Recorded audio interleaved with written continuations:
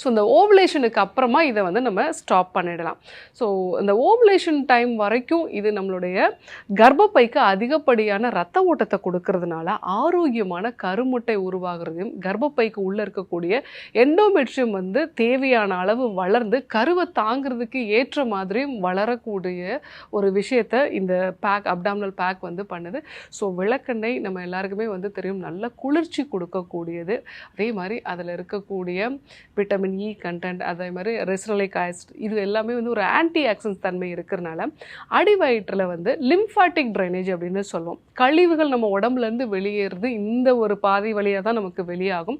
So அதிகப்படியான சூடு இருக்கும் பொழுது, இல்லை நம்ம சாப்பிடக்கூடிய உணவு முறைகளாலேயோ, இல்லை நம்ம பாடியில் ஆக்சிடேஷன் ப்ராசஸ் வந்து அதிகமாக இருந்தது அப்படின்னா இந்த லிம்ஃபாட்டிக் ட்ரைனேஜ் வந்து கரெக்டாக இருக்காது. ஸோ இதுவும் வந்து நமக்கு ரத்த ஓட்டம் கம்மியாக இருக்கிறதுக்கு மிக முக்கியமான காரணமாக இருக்கும். ஸோ அடி வயிற்றில் நம்ம ஒரு மசாஜ் மாதிரி வந்து பண்ணும் பொழுது இந்த லிம்ஃபாட்டிக் ட்ரைனேஜ் வந்து கரெக்டாக வந்து மாறுது. அதே மாதிரி நமக்கு ரத்த ஓட்டம் வந்து அதிகரிக்குது.